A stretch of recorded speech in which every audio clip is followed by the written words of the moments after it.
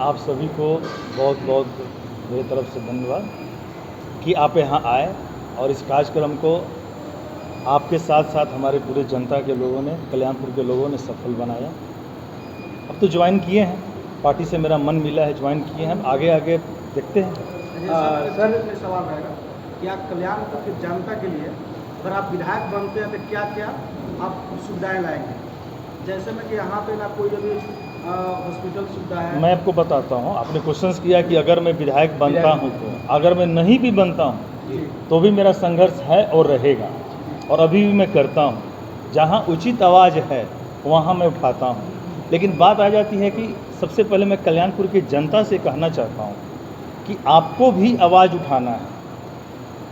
आप अपने नेता को चुन लेते हैं, आंख बंद करके नेता को चुन लेते हैं, फिर बाद में आप पछताते हैं कि भैया गलती हो गई।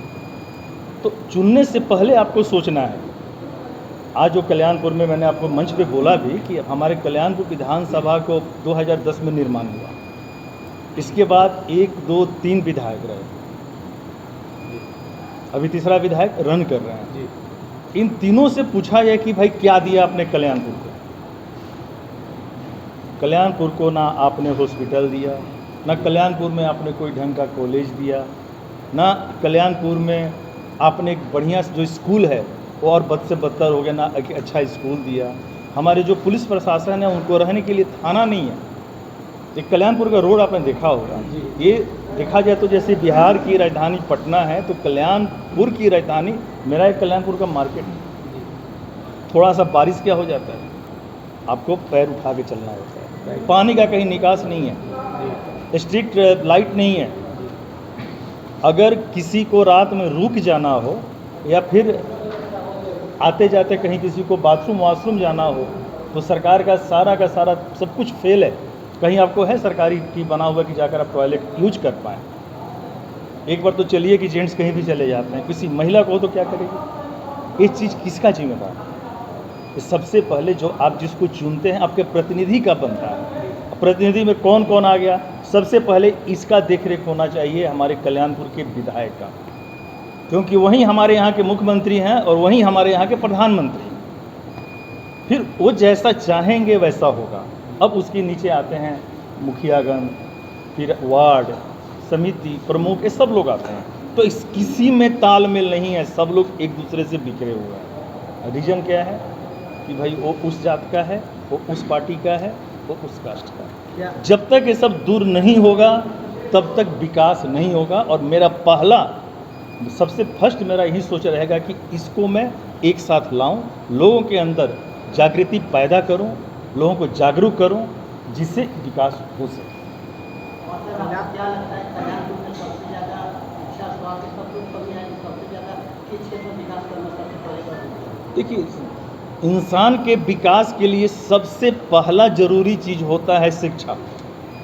अगर इंसान शिक्षित हो गया, परिवार शिक्षित हो गया तो सब कुछ खुद विकसित हो जाता है। वही चीज़ नहीं है हमारे यहाँ। यहाँ के स्थानीय जो विधायक हैं अभी तक किसी अगर सरकारी स्कूल में अभी तक कोई जायजा लेने के लिए नहीं गए हैं। क्या आप सरकारी नहीं स्कूल में गए जायजा हैं, आप लेना चाहेंगे? अब मैंने पार्टी ज्वाइन किया, कल तक मैं अकेला निर्दलीय था तो मैं सरकारी स्कूलों के बाहर से चला जाता था, ऐसा नहीं पूछता भी था, लेकिन मेरे पास वो पावर नहीं था। इसलिए मैंने पार्टी ज्वाइन किया कि अब मैं पावर के साथ जाऊंगा और सरकारी स्कूलों के प्रिंसिपल से मिलूंगा। बहुत सारे पैसे आते हैं भाई, सरकारी स्कूल में बहुत सारे पैसे आते हैं। सैटरडे को पेरेंट्स मीटिंग होता है, मिड डे मील है, क्या कोई व्यवस्था है? कहाँ जाता है सब सारी चीज़ें? कोई सरकारी स्कूल बताइए कि जो पेरेंट्स को बुला के मीटिंग करते हों। मैंने अभी तक 20 स्कूलों में विजिट किया है जी, और लगभग 90% जो मास्टर उन्हें मुख्यमंत्री उप मुख्यमंत्री नहीं जा पाता है। तो क्या शिक्षक खिलवाड़ बन गया है बिहार में? इसके लिए सबसे बड़ा दोषी हमारा सरकार है, और सरकार के जो मुखिया हैं, मैं आपके सामने बोलना चाहूँगा कि सबसे बड़े दोषी हमारे मुख्यमंत्री जी हैं, जिनको पॉलिसी बनाने नहीं है। क्या बिहार सरकार में जंगल राज पार्ट 2 आ गया है क्या? नहीं, जंगल राज क्या होता है? जंगल राज होता क्या है बताइए ना। जंगल राज पार्ट 2 कैसे आ जाएगा? हम बोला ना कि जब हम शिक्षित कर देंगे सब कुछ गायब हो जाएगा। कौन ऐसा नेता आकर मंच पे शिक्षा की बात करता है? जो नेता है तो जात की बात करता है, पात की बात करता है। अब शिक्षा की बात कीजिए ना, जंगल राज अपने आप गायब हो जाएगा।